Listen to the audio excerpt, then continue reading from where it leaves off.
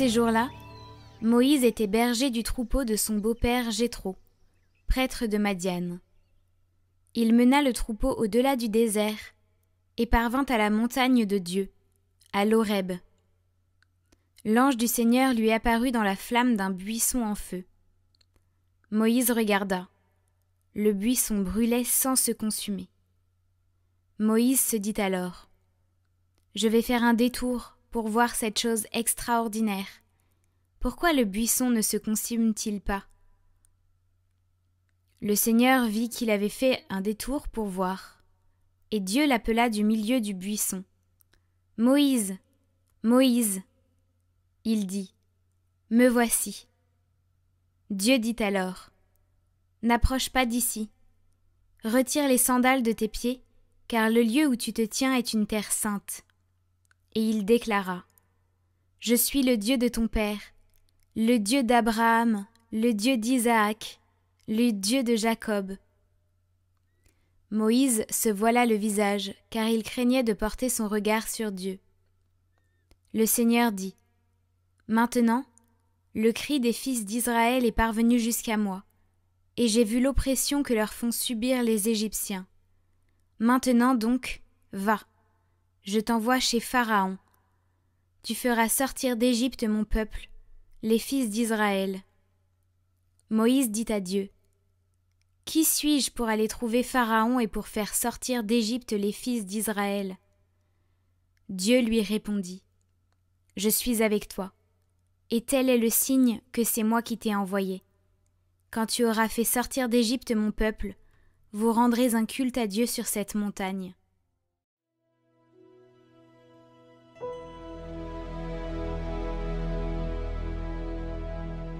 Le Seigneur est tendresse et pitié. Bénis le Seigneur, ô mon âme, bénis son nom très saint tout mon être. Bénis le Seigneur, ô mon âme, n'oublie aucun de ses bienfaits. Car il pardonne toutes tes offenses et te guérit de toute maladie. Il réclame ta vie à la tombe et te couronne d'amour et de tendresse. Le Seigneur fait œuvre de justice, il défend le droit des opprimés. Il révèle ses desseins à Moïse, aux enfants d'Israël ses hauts faits.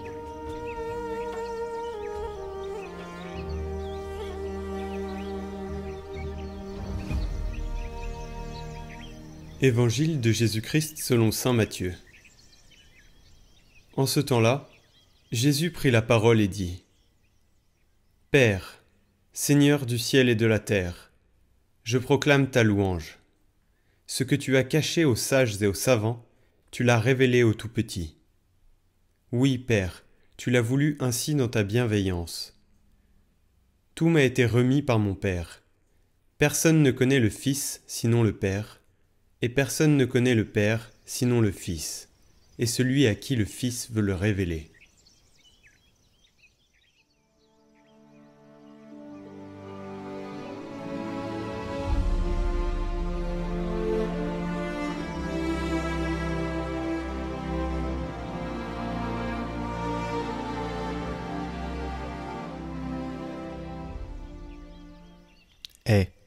Moïse ne cherchait rien.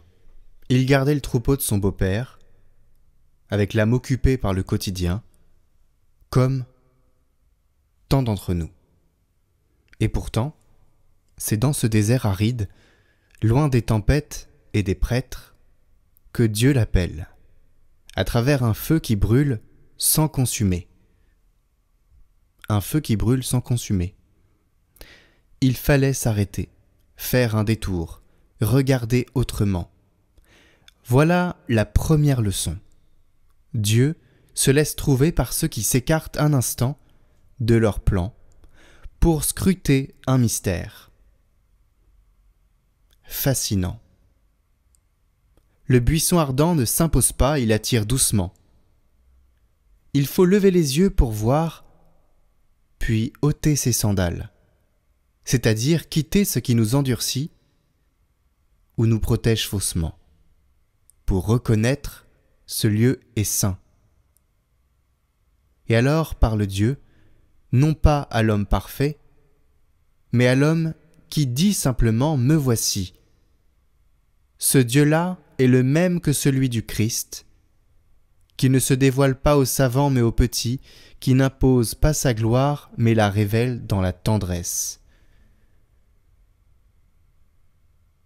Et cette tendresse, Jésus l'élève aujourd'hui dans une parole étonnamment intime. Nul ne connaît le Père si ce n'est le Fils. Saint-Hilaire, dans une contemplation qui frôle le silence, nous prévient. Toute parole humaine est trop courte pour dire le Père. Plus tu avances vers lui, plus il est profond, toujours plus loin, toujours plus vaste.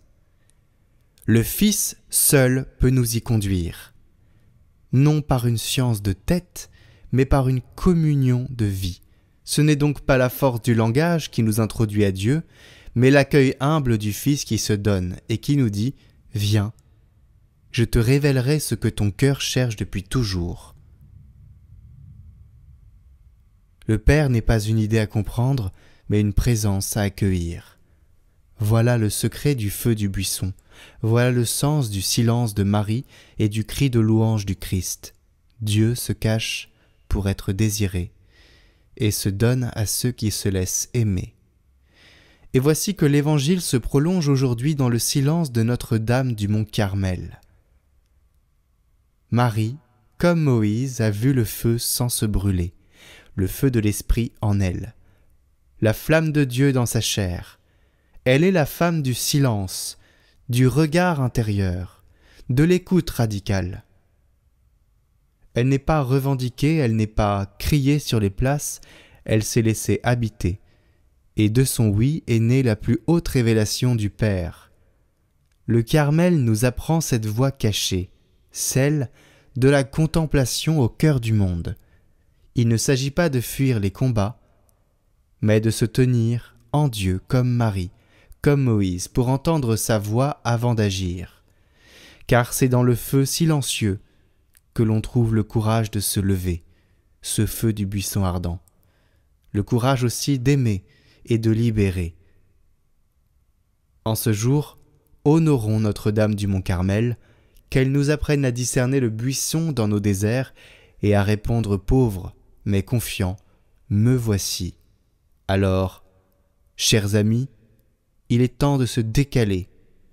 Si nous ne sommes pas bien disposés dans nos vies, si nous avons des difficultés à savoir ce que Dieu attend de nous, il est temps de se décaler, d'aller au désert et de se laisser un peu bousculer par un mystère, de s'y concentrer et de se laisser toucher par Dieu.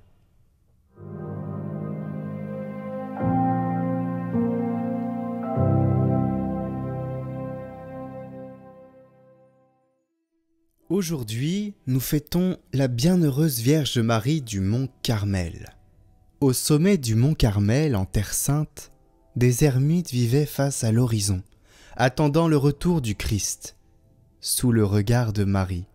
De là naquit l'ordre du Carmel, tout entier tourné vers la prière, le silence et la contemplation du mystère de Dieu dans le cœur de la Vierge.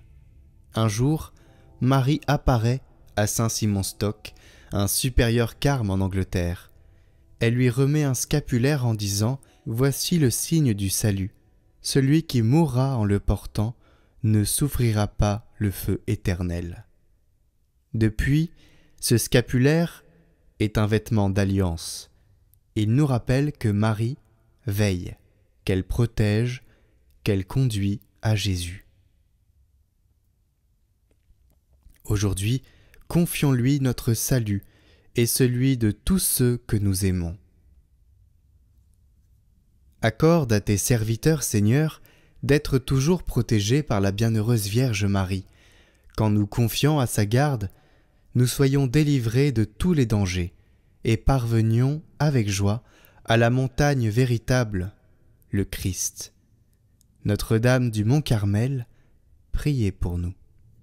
Et si vous souhaitez faire le chapelet de Notre-Dame du Mont Carmel, je vous mets le lien en description, en lien en haut à droite.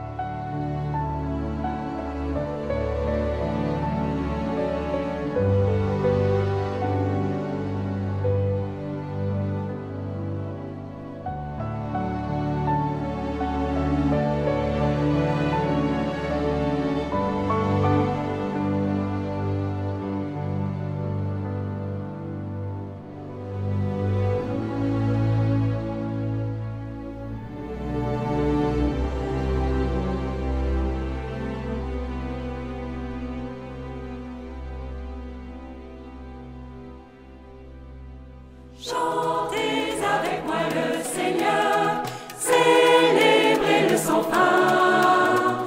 Pour moi il a fait des merveilles, et pour vous il fera de même.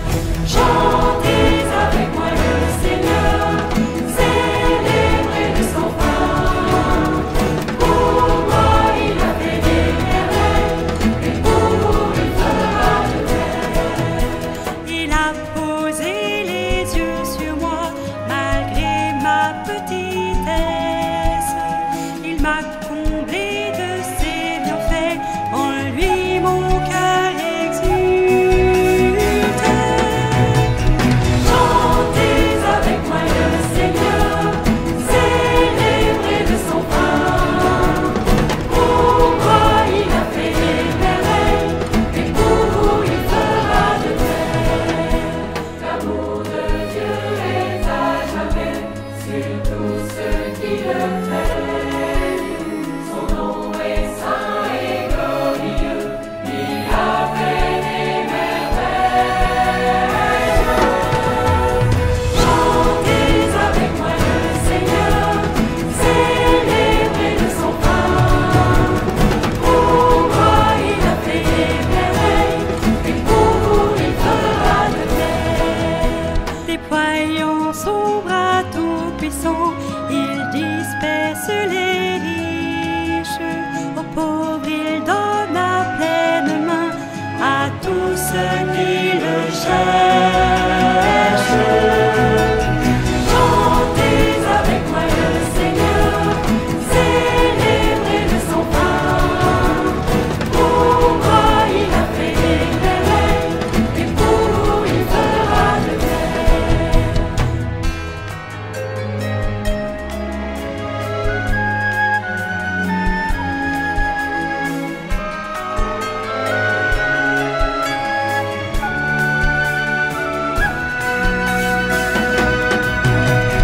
Chantez avec moi le Seigneur, célébrez-le sans fin. Pour moi il a fait des merveilles, et pour vous il fera de même. Il se souvient de son amour, il élève les âmes. Il protège et soutient son peuple, il garde sa promesse.